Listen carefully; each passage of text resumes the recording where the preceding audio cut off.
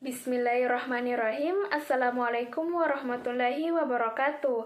Perkenalkan, kami dari kelompok 7 kelas A Prodi Ilmu Peternakan.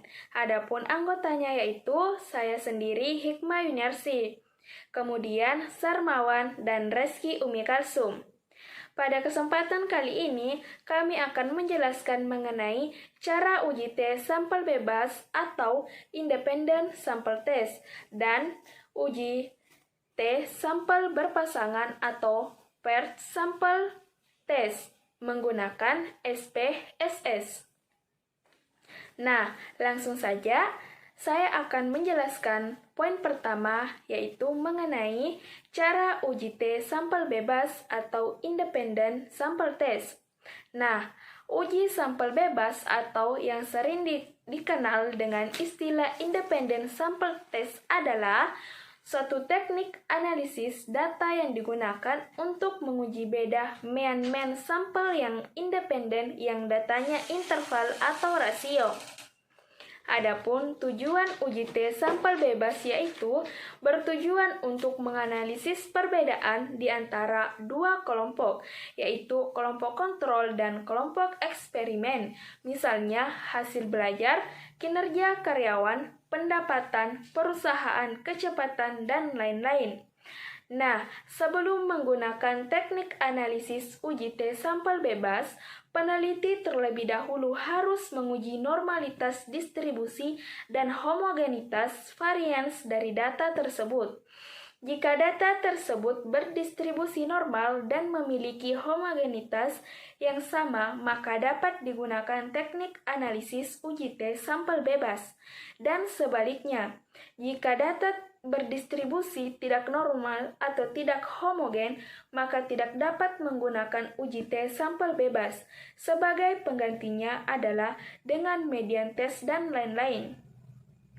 Selanjutnya, saya persilahkan kepada Sarmawan untuk menjelaskan materi selanjutnya.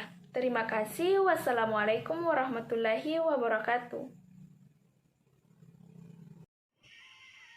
Bismillahirrahmanirrahim. Saya atas nama Sarmawan akan melanjutkan materinya. Untuk melakukan uji tes independen, kelengkapan data harus memenuhi syarat uji parametrik. Adapun syaratnya yaitu 1. Pengambilan sampel secara acak atau random. 2. Data yang diperoleh dari sampel mempunyai sebaran normal atau distribusi normal. Hal ini dapat dilakukan dengan uji normalitas. 3. Data yang diperoleh merupakan data homogen.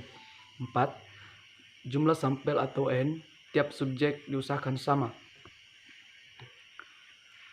Adapun jenis kasus yang sebaiknya menggunakan metode ini yaitu 1. Perbedaan statistik antara rata-rata dua kelompok.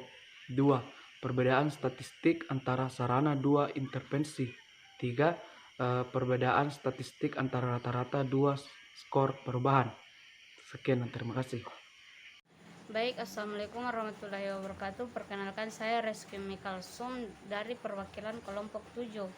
Nah, pada poin kedua saya akan menjelaskan tentang uji T berpasangan merupakan pengujian hipotesis yang dilakukan untuk mengetahui apakah rata-rata dari kelompok sampel memiliki perbedaan yang signifikan atau tidak.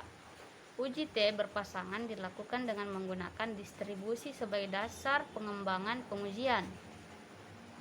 Adapun tujuan uji T sampel berpasangan yaitu untuk mengetahui apakah terdapat perbedaan rata-rata dua sampel atau dua kelompok yang saling berpasangan dan berhubungan.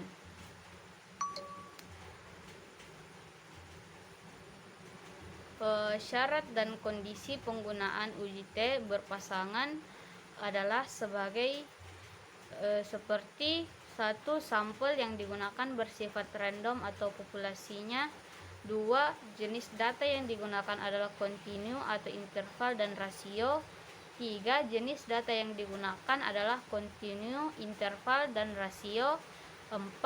Data yang digunakan berdistribusi normal atau setidaknya mendekati. Kemudian yang terakhir yaitu tidak dapat outlier pada kedua kelompok data. Baik, sampai sinilah penjelasan dari kelompok kami. Apabila banyak kesalahan mohon dimaklumi. Assalamualaikum warahmatullahi wabarakatuh.